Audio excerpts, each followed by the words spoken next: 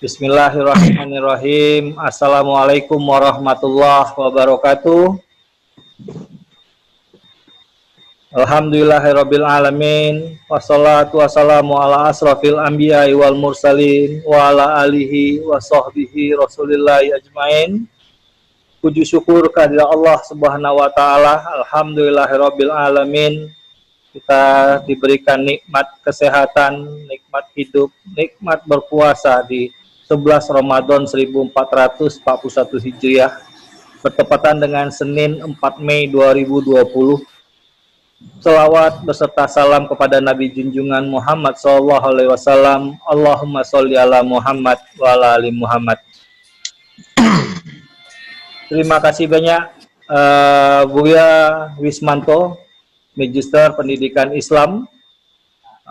Beliau merupakan dosen program studi guru Madrasah Ibtidaiyah Fakultas Studi Islam Universitas Muhammadiyah Riau. Beliau juga sangat aktif menulis dengan banyak buku-buku yang telah beliau tulis, dan insya Allah ini menjadi banyak tambahan keilmuan dan motivasi juga untuk dosen-dosen yang ada di Fakultas Studi Islam. Terima kasih juga ya sudah hadir pada awal kajian ini. Ada Ayahanda El Syukran Shoaib, mahasiswi Fakultas Studi Islam Tasya dan Oja, dan insya Allah akan bertambah nantinya partisipan peserta kegiatan kajian online Fakultas Studi Islam kita pada sore hari ini. Untuk tema pada kegiatan kajian kita ini adalah pendidikan tauhid dan akhlak dalam keluarga. Insya Allah ini memang sangat penting untuk kita sama-sama pahami, kita mengerti bahwa pendidikan tauhid adalah yang utama, dan tentu pembentukan akhlak, karakter calon-calon pemimpin masa depan pun dibentuk dari keluarga. Mungkin tanpa memperpanjang pendahuluan ataupun pengantar, kita mintakan materi dari Buya Wismanto, lebih kurang sampai dengan 16.30, berarti lebih kurang 10 menit. Kalau memang ada kesempatan waktu, kita mintakan waktu bisa diskusi bersama Buya Wismanto. Buya, kami persilakan Buya. Assalamualaikum warahmatullahi wabarakatuh. Waalaikumsalam warahmatullahi wabarakatuh. Terima kasih Pak Rio, terima kasih juga semua yang sudah hadir di kajian ini, dan semoga Allah Subhanahu wa taala memberikan taufik dan hidayah pada kita semua. Amin. Innal hamdalillah nahmaduhu wa nasta'inuhu wa nastaghfiruh wa na'udzu billahi min shururi anfusina wa sayyiati a'malina. May yahdihillahu fala mudhillalah wa may yudlil fala hadiyalah. Asyhadu an la ilaha illallah wahdahu la syarikalah wa asyhadu anna Muhammadan abduhu wa rasuluhu nabiyil karim. Ya ba'da amma ba'du. Fa ya ayyuhal hadirin wal hadirat, ya ayyuhalladzina amanu taqullaha haqqa tuqatih wa la tamutunna illa wa antum muslimun. Puji syukur kita panjatkan kehadirat Allah Subhanahu wa taala pada sore hari ini. Kita masih bisa melaksanakan ibadah puasa, selesai melaksanakan sholat asar di rumah atau mungkin di masjid. Kita alhamdulillah bisa melaksanakannya di mushola dekat rumah. Ini merupakan karunia yang besar pada kita di tahun COVID ini, tahun yang penuh dengan ujian dan ujian yang sangat berat, dan kita masih berada di bawah naungan limpahan dan rahmat Allah Subhanahu wa taala. Rahmat yang tidak bisa kita hitung jumlahnya. Mulai dari kita bangun tidur sampai kita tidur lagi dipenuhi oleh rahmat dari Allah Subhanahu wa taala. Bahkan di dalam tidur kita sekalipun ada rahmat Allah. Kita tidak bisa bayangkan kalau rahmat Allah Subhanahu wa taala dari tidur kita itu dicabut. Nikmat tidur saja dicabut 1 hari 2 hari, sakit kepala kita, mungkin kita sudah masuk rumah sakit. Itu nikmat tidur saja kalau dicabut. Belum lagi nikmat rezeki. Sekarang nikmat berkeliaran di luar saja sudah pusing kita. Ya, nikmat bersosial dengan masyarakat diputus oleh Allah Subhanahu wa taala dengan Covid. Saya tidak bisa bayangkan Pak Aryo bagaimana kalau seandainya ujian itu datang dalam bentuk tidak boleh berkomunikasi lewat Zoom, nggak boleh WA. Siapa yang pakai WA kena virus, siapa yang main internet kena virus. Nah, di zaman kita butuh dengan semua itu sekarang, mungkin tidak tahu apa yang akan kita lakukan. Ya, ya, gimana? Lanjut Ustaz, lanjut. Begitu jelasnya bahwa Allah Subhanahu wa taala memberikan nikmat kepada kita. Jadi ketika Allah Subhanahu wa taala memberikan ujian kepada kita, maka tentu kepada Allah lah kita memohon perlindungan dan pertolongan. Oleh karenanya pendidikan akidah kepada anak-anak di dalam rumah tangga menjadi pendidikan dasar yang wajib diajarkan oleh setiap orang tua. Konsekuensinya orang tua harus mendalami terlebih dahulu ilmu tauhid ini. Maka wajib bagi setiap kaum muslimin mempelajari ilmu tauhid. Dan itu yang sebenarnya menjadi ciri kita nanti di program studi pendidikan madrasah ibtidaiyah. Kita ingin menanamkan nilai-nilai akidah yang dalam kepada setiap mahasiswa ketika mereka menjadi guru. Karena terus terang saja tidak ada satu manusia pun yang hebat hari ini dan menjadi manusia yang hebat kecuali di belakangnya ada guru-guru yang hebat. Dan kita juga akan menjadikan PGMI menjadi wadah yang besar, wadah yang kuat, yang akan mencetak generasi Rabbani yang insya Allah memiliki akidah yang kuat. Kita berangkat dari firman Allah Subhanahu wa taala di dalam Al-Qur'an surah Luqman, surah yang ke-31 ayat 14. Allah Subhanahu wa taala berfirman, "Wa idz qala Luqmanu libnihi wa huwa ya'idhuhu ya bunayya la tusyrik billah, innasyirka la dzulmun azim." Pendidikan dasar yang ditanamkan oleh Luqmanul Hakim, seorang nabi yang disebut namanya dan ditulis namanya dalam Al-Quran, bahkan namanya ditulis sebagai salah satu nama kitab, nama ayat, nama surah di dalam Al-Quran. Meski namanya tidak tercantum dalam 25 nama nabi, beliau adalah Nabi Allah dan Allah mengagungkan, memuliakannya, menjadikan kisahnya terdapat dalam satu surah, sebagaimana nabi-nabi yang lain seperti surah Hud untuk Nabi Hud, surah Yunus untuk Nabi Yunus, surah Yusuf untuk Nabi Yusuf, surah Maryam untuk Maryam, dan begitu seterusnya. Dan oleh karenanya Luqmanul Hakim pun memiliki kemuliaan. Kemuliaan akhlak dan kemuliaan akidah yang terdapat pada diri Luqmanul Hakim diabadikan oleh Allah Subhanahu wa taala dalam Al-Qur'an. Di antaranya Allah menyebutkan bahwa Luqman ketika mengajarkan pendidikan kepada anaknya pertama kali adalah pendidikan tentang akidah. Wala tusyrik billah, janganlah engkau mensekutukan Allah. Itu pendidikan yang diajarkan. Dan ini adalah pendidikan yang sangat penting. Kita yakin, bahkan semua kita sudah menerapkan ketika kita punya anak, ketika usianya masih kecil, baru mulai bicara, kita pun mulai mengajarkan kepada anak-anak kita, siapa Tuhanmu? Allah. Dia jawab Allah, kita senang. Di mana Allah? Dia jawab Allah di langit, kita senang. Dan begitu senangnya, sehingga semua yang kita ajarkan kepada anak-anak kita tentang tauhid ini menyenangkan hati kita. Hanya saja pendidikan ini hanya setahap saja.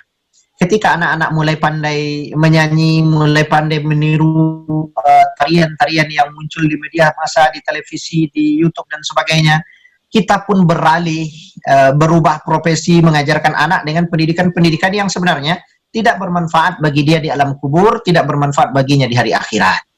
Nah, ketika anak mulai pandai menari, kita pun gembira menyuruhnya menyanyi di depan umum. Kita menyuruhnya menari-nari di depan umum. Padahal dasarnya kita sudah mengajarkan kepada anak kita pendidikan tauhid. Apa yang menyebabkan ini bisa terjadi?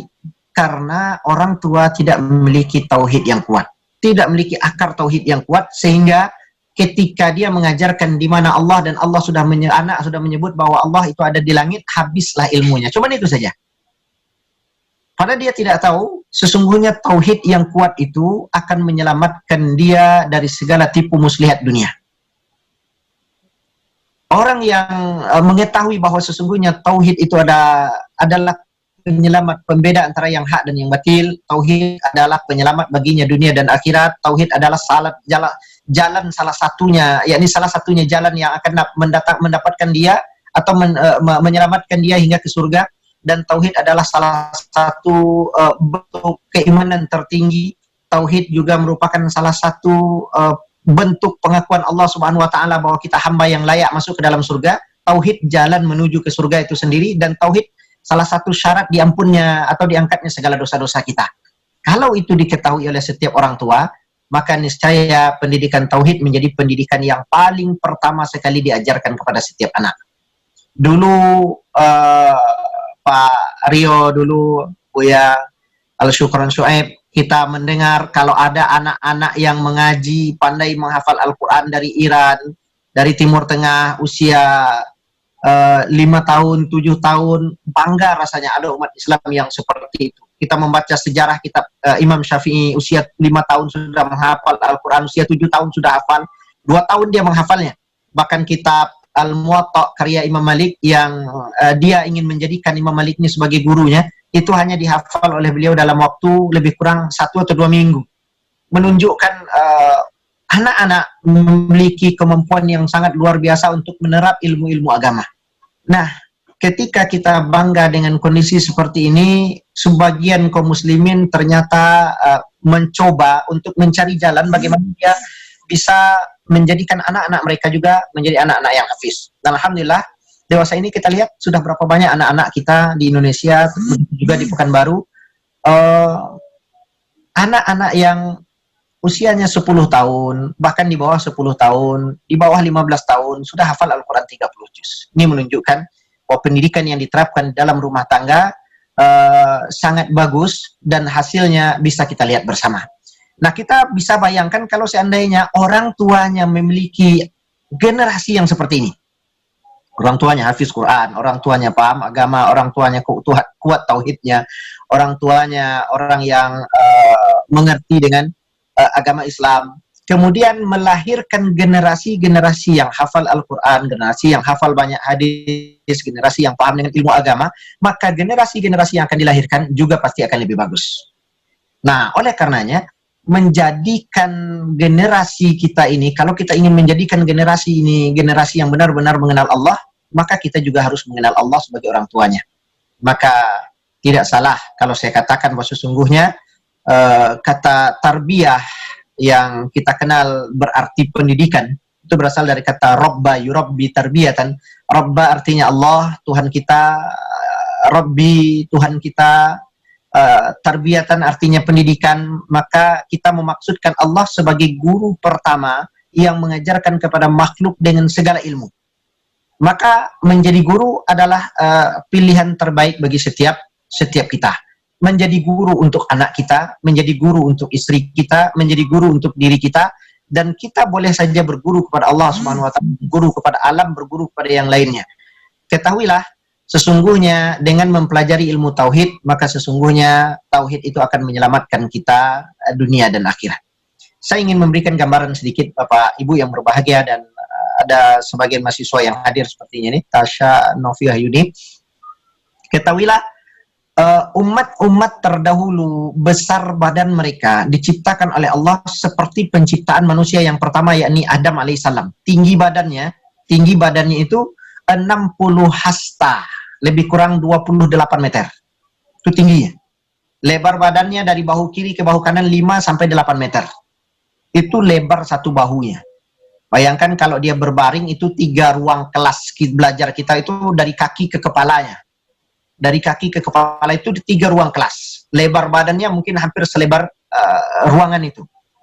Orang setinggi ini, orang sebesar ini, ketika mereka tidak mau taat kepada Allah Subhanahu wa taala, mereka diazab oleh Allah dengan azab yang sangat pedih. Bahkan para ulama menyebutkan azab yang diberikan oleh Allah kepada mereka seperti azab yang diberikan kepada orang yang berada di dalam neraka. Hanya saja azab yang diberikan kepada orang yang berada dalam neraka itu lebih berat lagi. Karena setiap manusia besok, kalau dia masuk ke dalam neraka, besar badannya akan dibuat lebih besar lagi. Sementara manusia yang masuk ke dalam surga, akan besar badannya besok hanya sebesar Adam ketika diciptakan. Tinggi 60 hasta, lebar bahunya sekitar 5-8 meter. Tapi di neraka, besar badan mereka disebutkan dalam banyak hadis, pinggul kiri dengan pinggul kanannya itu jaraknya 450 km. Kalau dia duduk, kata Rasulullah, pinggul kirinya berada di Masjidil Haram, pinggul kanannya berada di Masjid Nabawi. Saking besarnya. dua orang penghuni neraka itu kalau dikeluarkan oleh Allah disuruh berdiri, satu di Jawa kaki kanannya, kemudian kaki kirinya di Jambi, yang satu lagi kaki kirinya di Jambi, satu lagi di Pekanbaru. Itu 900 meter habis hanya karena dua orang. Satu giginya sebesar Gunung Uhud. Bayangkan kalau ada 32 gigi, itu disiksa oleh Allah dengan azab yang sangat pedih. Kulit yang ada di pembalut tulangnya itu tebalnya 19 meter. Orang sebesar ini setelah dimasukkan oleh Allah Subhanahu wa taala ke dalam neraka, ternyata Allah tanyakan, apakah neraka sudah penuh? Belum. Sudah penuh? Belum. Allah tambahkan Ya'jud dan Ma'jud.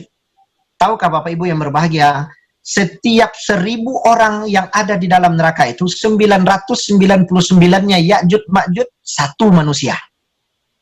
Ya'jud Ma'jud juga manusia, anak cucu Adam juga. Tapi kita sebutkan 99 Ya'jud Ma'jud, satu manusia, yakni dari golongan manusia kita. Nah, kita bisa bayangkan berapa banyak penghuni neraka itu dari generasi Ya'jud Ma'jud. Ini kisah yang sangat panjang kalau mau membaca kisah ini. Tentu banyak riwayat yang menuliskan tentang ini. Di antara bukunya ada buku Iman kepada Hari Akhirat yang kita tulis juga. Kemudian ada juga buku Huru Hara Hari Kiamat yang bisa membahas masalah ini.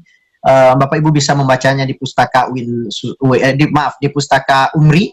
Itu kita sudah ada bukunya, di PGMI juga ada bagi kawan-kawan yang ingin baca masalah ini. Kita lanjut kembali.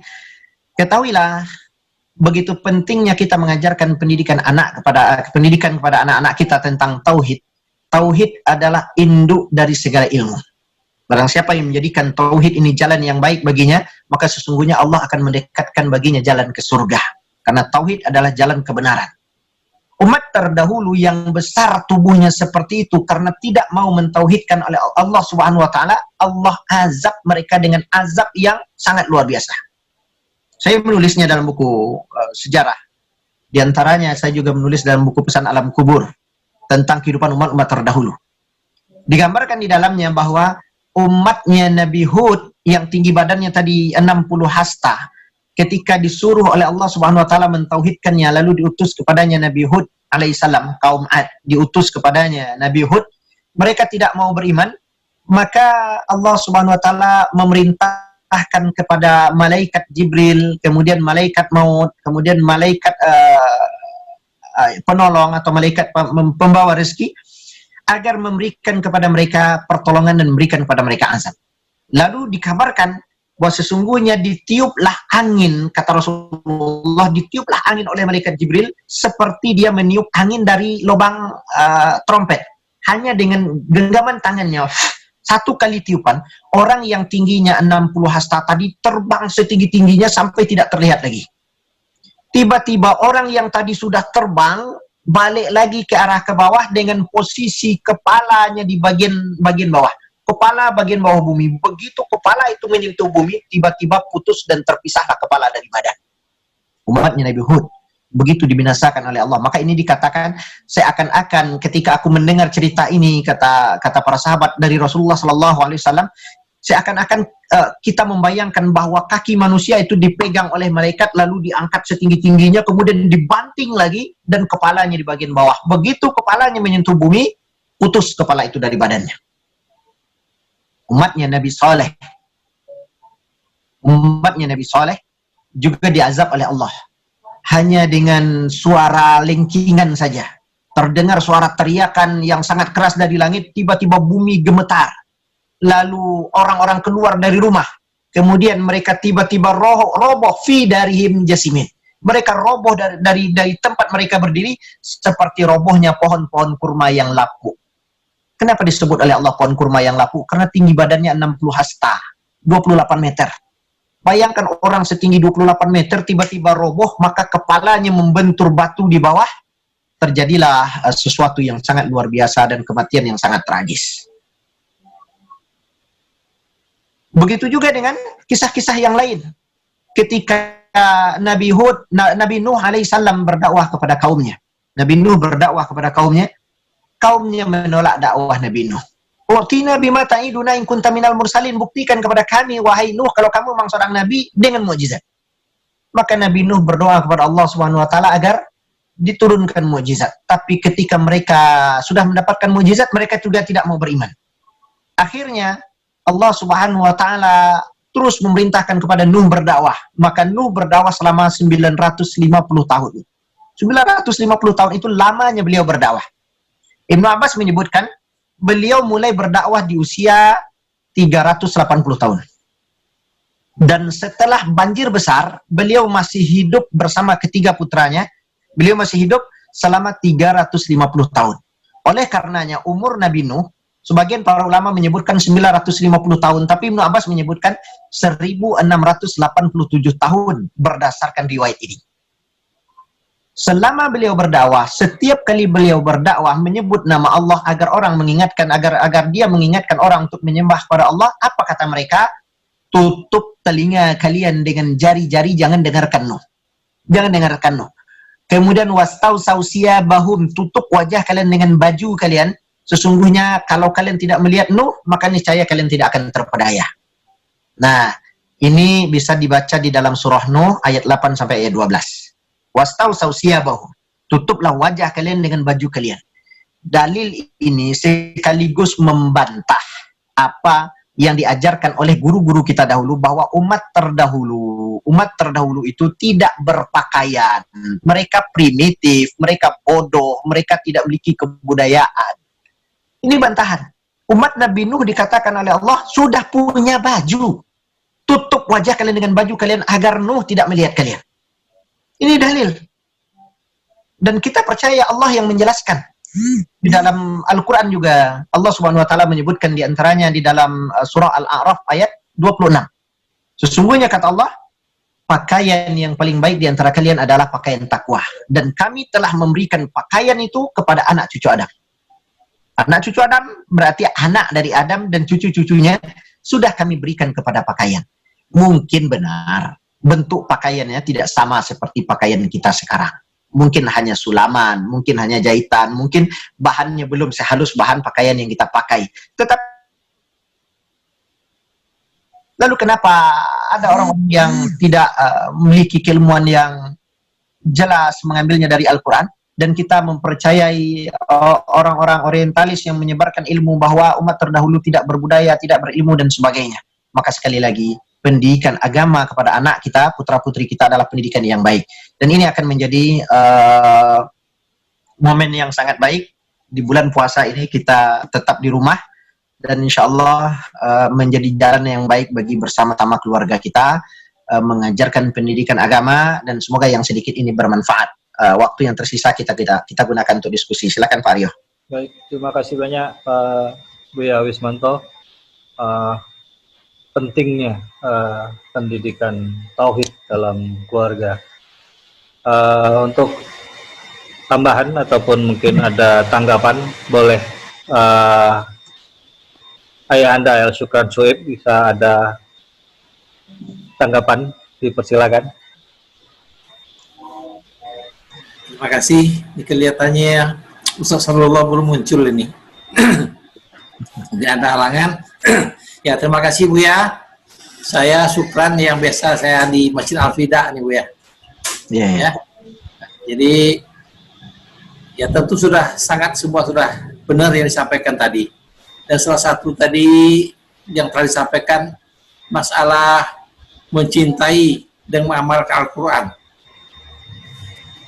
Bagi generasi mungkin seangkatan saya dulu, ya kita dulu ya kan belum seperti ini semangat orang. Fasilitas juga belum seperti ini untuk menghafal Al-Quran ini. Ya bersyukurlah anak-anak sekarang, terutama juga mahasiswa, fasilitas yang baik, ya ada MP3, ada semua fasilitas untuk memudahkan untuk belajar Al-Quran. Barangkali tidak ada kata terlambat buat mereka-mereka ini yang mungkin pemikiran masih bisa menerima istilahnya untuk bisa terus belajar. Tak bisa menghafal, terus baca, pelajari gitu. Seperti itu pesannya Bu ya, karena memang kepada anak-anak kita tuh perlu kita tekankan itu juga. Kenapa? Karena kadang-kadang karena ilmu dunia yang terlalu dicintai, ya kita kejar program S1, S2, S3, padahal yang bermanfaat itu kan ilmu akhirat ini di dalam ilmu agama yang akan menyelamatkan dunia dan akhirat. Kali itu sedikit saran penyampaian semua. Terima kasih Buya. Assalamualaikum warahmatullahi wabarakatuh. Waalaikumsalam warahmatullahi wabarakatuh. Baik, terima kasih banyak Ayanda Al-Sukrat. Dan penanaman tauhid dalam keluarga ini, Buya mungkin bisa sedikit ditambahkan. Bagaimana kita menanamkan kepada anak-anak, dan dalam kondisi saat ini memang banyak kita ataupun keluarga kita yang serba salah untuk menjaga tauhid dalam diri Ananda dalam lingkungan keluarga kita. Salah-salah nanti dianggap kita ketinggalan zaman, salah-salah nanti kita dianggap tidak mengikuti perkembangan zaman lah. Mungkin masukan dari Buya sendiri untuk dalam hal ini bukan hanya penanaman tapi menjaga tauhid dalam lingkungan keluarga kita, Buya. Baik. Kita sudah sampaikan tadi bahwa sesungguhnya tauhid adalah kunci kesuksesan. Barang siapa yang berpegang teguh di atas tauhid yang lurus, maka niscaya Allah akan menjadi penunjuk jalannya. Ya, Allah akan bimbing kita, Allah akan membantu kita, Allah akan memudahkan segala urusan kita. Segala urusan yang sulit kalau kita kadukan kepada Allah, kita jadikan Allah sebagai penolong kita. Allah waliyul ladzina amanu yukhrijuhum minaz zulumati ilan nur. Barang siapa yang menjadikan Allah sebagai walinya, maka Allah akan menunjukkan dia kepada jalan yang penuh dengan cahaya, jalan yang terang benderang, jalan yang mudah bagi dia. Maka barang siapa yang mengajarkan anak-anaknya dengan tauhid yang lurus, tauhid yang bagus, maka anaknya hanya akan melihat yang bagus-bagus saja. Yang bagus-bagus saja. Dan ketika anak-anak dari kecil sudah dibina dengan pendidikan tauhid yang lurus, dia mengenal Allah, dia mengenal Rasulnya, dia mengenal agama Islamnya seperti apa, maka dia akan menjadi orang yang benar-benar berpegang di atas Al-Quran dan Sunnah. Dan dia yakin setiap orang yang berpegang di atas Al-Quran dan Sunnah pasti akan dicari, dimusuhi, dibenci oleh orang-orang yang tidak menyukainya. Ketahuilah sesungguhnya orang-orang yang paling dibenci oleh umat Islam itu adalah orang yang paling taat. Karena akan banyak setan yang menggerumuni orang lain untuk membencinya. Akan banyak setan-setan yang memperlihatkan keburukan-keburukannya, membicarakan keburukan-keburukannya. Sementara itu semua hanyalah fitnah untuk ujian yang berat bagi seorang kaum muslimin. Dan ketahuilah Allah tidak akan menguji setiap kaum muslimin dengan ujian yang berat kecuali dia akan diberikan kemampuan untuk menerimanya. Kemudian yang kedua, tidak dikatakan seorang beriman sebelum dia diuji. Dan tidak akan naik kelas seseorang sebelum dia ujian. Jadi ujian itu bagian dari jalan untuk meningkatkan keimanan. Maka kesempatan kita di rumah bersama anak-anak ini kita jadikan ajang untuk mengenal Allah Subhanahu wa Ta'ala, mengenal Rasulnya, mengenal Islam, sehingga kita benar-benar menjadi keluarga yang berpegang teguh di atas Al-Quran dan Sunnah. Itu Pak Rios, silakan. Terima kasih banyak Buya Wismanto. Alhamdulillah sudah hadir bersama kita Dekan Fakultas Studi Islam Universitas Muhammadiyah Riau, Dr. Muhammad Saulullah Umar. Silakan Ustaz, mungkin ada tanggapan untuk berkenan dengan pendidikan tauhid dalam keluarga. Di kurang 2 menit Ustaz. Ya, alhamdulillah. Terima kasih Ustaz Ismanto. Kajiannya lambat tadi karena ada kegiatan. Tapi alhamdulillah karena memang tauhid itu adalah perkara yang sangat penting. Dan yang terpenting lagi memang kita mengajarkan tauhid pada anak-anak kita, pada keluarga, dan keluarga ini kan macam-macam. Ada keluarga di rumah, yaitu anak dan istri. Ada keluarga di kampus, ini mahasiswa, dosen. Ini penting juga sekarang menanamkan tauhid kepada mahasiswa dan dosen ini kan. Ya buktinya sekarang banyak yang tidak yakin dengan tauhid ini kan. Contohnya galau dengan kehidupan, entah itu masalah ekonomi, masalahnya kan hubungannya juga dengan tauhid. Padahal tauhid itu secara prinsip kan artinya apalagi yang menjadi fenomena yang terakhir ini adalah di masyarakat. Banyak yang luar biasa kegalauannya, termasuklah percaya kepada hal-hal yang di luar nalar manusia sekarang ini. Orang banyak percaya kepada yang sihir, tahayul, khurafat masyarakat itu. Itu gimana cara menuntaskannya itu kan? Itu kan perlu apa? Ketekunan dan apa? Kebersamaan lah kita untuk menuntaskannya. Dan saya pikir Muhammadiyah lahirnya karena itu, karena memberantas TBC tadi kan, takhayul, bid'ah dan khurafat. Mungkin itu saja ya. Ya, terima kasih Pak Ismanto, dan mungkin nanti kita sharing-sharing lagi ilmunya tentang masalah tauhid ini, gimana menyelesaikannya di kehidupan masyarakat kita yang luar biasa, apalagi dengan kondisi yang ekonomi, karena kadal fakru ayakuna kufran. Jadi orang fakir itu mendekatkan orang kepada kekafiran. Nah, itu gimana tuh Ustaz Ismanto? Ya, benar Pak Dekan. Fakir yang dimaksud di sini mungkin kemiskinan. Kemiskinan itu mendekatkan dia kepada kekufuran. Kita lihat ketika ekonomi sudah susah, dan iman tidak kuat, maka dia hanya berpikir tentang perutnya saja. Saya ingat tahun 98 kami pergi ke Mentawai di Padang. Di Pulau Mentawai itu ada satu komunitas manusia di sana dan mayoritas non-muslim. Ketika kita datang pagi dengan ustadznya di sana, kemudian membawa makanan dan minuman seadanya, kita disambut dengan suasana keislaman. Semua mereka muslim, ngaku muslim, mereka masuk ke masjid kemudian duduk bersama. Belum selesai kita berceramah, belum selesai ustadznya ceramah, kita baru berangkat mau keluar.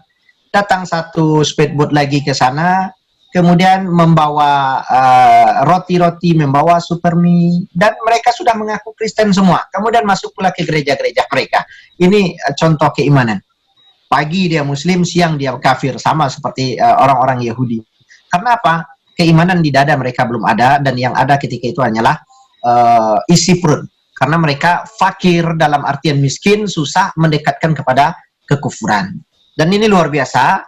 Di masa ini kita lihat berapa banyak, bukan hanya di kalangan para orang awam, bahkan di kalangan para ustadz, di grup-grup ustadz itu pun berdebat kapan kita dapat bantuan, kapan kita dapat kapan, seakan-akan dia tidak akan makan, seakan-akan dia akan kelaparan dengan COVID ini.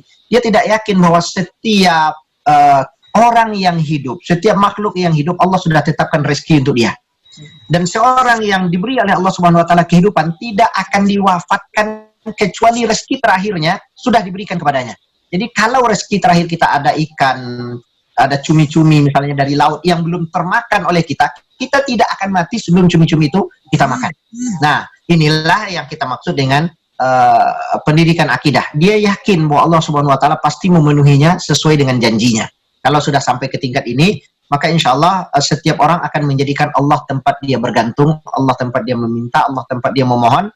Bahkan para sahabat dahulu, kami sebutir beras saja kalau sudah tidak ada, kami minta kepada Allah. Ketika bawang sudah tidak ada, kami minta kepada Allah. Ketika garam kami tidak ada, kami minta kepada Allah. Kami tidak meresahkan suami kami tidak marah pada suami kami minta kepada Allah. Maka Allah berikan hal yang berlipat ganda. Dan inilah keimanan tauhid yang kuat. Dan ini tentu harus kita ajarkan kepada anak-anak kita agar mereka menjadi generasi yang bertauhid lurus. Semoga ini akan membahagiakan kita semua. Amin. Silakan Pak Rio. Terima kasih banyak Ustadz Buya Wismanto. Udahlah panggil Ustadz Buya lagi, atau tadi panggil Bapak Buya Ustadz Wismanto. Wah, banyak, subhanallah. Terima kasih banyak Buya Wismanto atas kajiannya untuk sore hari ini. Insya Allah ini semua tentu akan menambah keimanan serta pengetahuan kita bersama untuk terus dan selalu meningkatkan keimanan kita kepada Allah Subhanahu wa taala. Terima kasih banyak Pak Dekan Dr. Muhammad Sallallahu Umar, Ayanda El Syukran Syuib, Ibu Rika Septianingsih, ada mahasiswi Tasya, Laras, dan Oja. Insya Allah kajian kita setiap hari akan kita laksanakan, dan insya Allah nantinya juga ini sifatnya umum, boleh dipublikasikan atau diinformasikan di luar UMRI ataupun di luar Fakultas Studi Islam. Silakan nanti diajak teman-teman lainnya, dan memang kita harapkan kajian ini bisa memberikan manfaat buat keseluruhannya. Sekali lagi terima kasih banyak. Mohon maaf apabila ada yang kurang berkenan, ada kata-kata yang kurang tepat. Kita tutup dengan sama-sama melafazkan hamdalah, alhamdulillah rabbil alamin.